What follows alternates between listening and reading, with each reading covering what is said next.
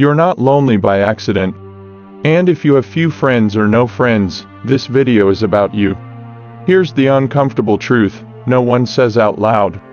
If you have few friends, you probably don't lack social skills. You have rare traits most people don't understand. This isn't cope. This is few friends psychology, and by the end of this video, you'll see your life differently. But first, let me confront you. If you've ever asked why do I have no friends psychology-wise, if you felt like you don't fit in socially, if you've been called quiet, distant, or too deep, you're not broken. You're wired differently. And that difference comes with a cost. Stay until the end, because the fifth trait explains why smart, deep, and emotionally aware people often end up alone, and what to do about it. Here's the controversial truth.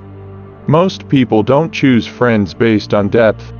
They choose friends based on similarity, convenience, and emotional comfort. That's why the psychology of social circles rewards surface-level connection. And that's why people with deep personality trait psychology often end up with fewer friends. Let's break down the 5 rare traits linked to people with no friends psychology, traits that are misunderstood, isolating, and quietly powerful. Trait 1. You think deeply. Most people don't. One of the strongest patterns in deep thinker psychology traits is social mismatch. You don't enjoy small talk.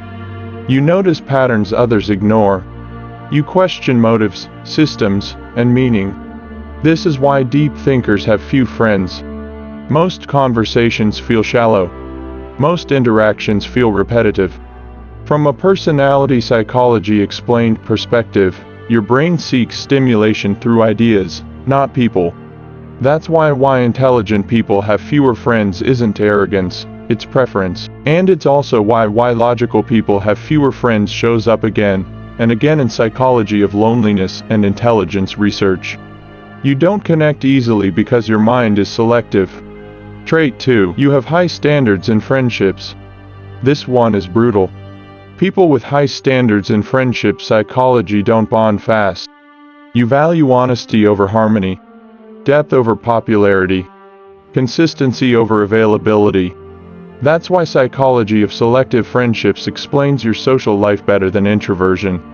You'd rather have no friends than fake ones. This is common in why authentic people have few friends, and why mature people have fewer friends. And yes, it leads to loneliness. But it also protects you from toxic social circles. Trait 3. You're highly self-aware, and that makes you isolated. High self-awareness is not socially rewarded.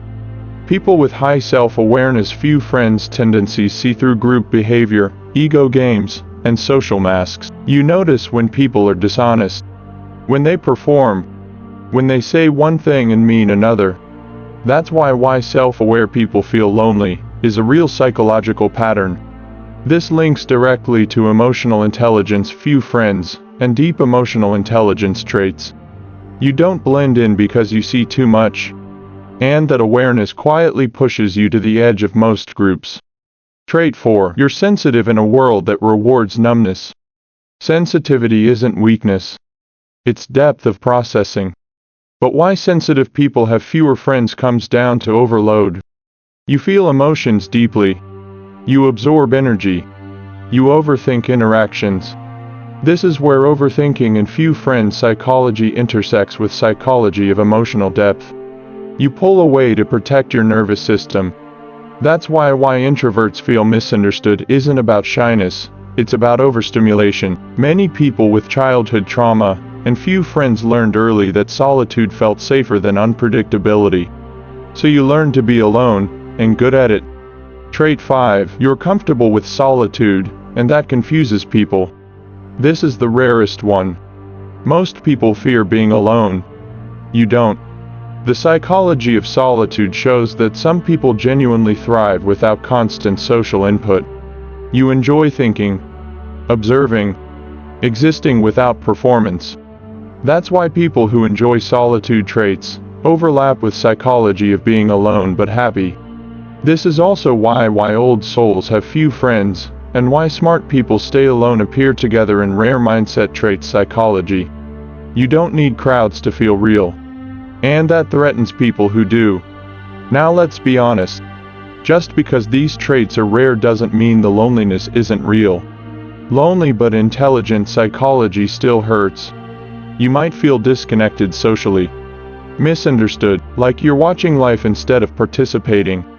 That's the dark side of psychology of social withdrawal, and why people feel disconnected socially.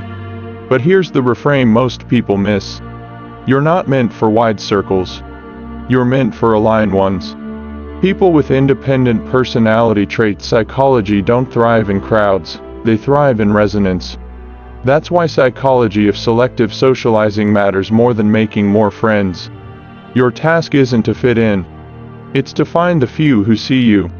So if you have few friends, if you prefer being alone, if you feel different, this isn't failure. It's human behavior and friendship psychology revealing a mismatch, not a defect. The goal isn't to change who you are. The goal is to stop shaming yourself for being rare.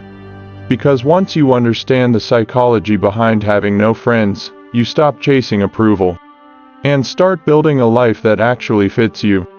That's when solitude becomes strength, and that's when the right connections finally find you.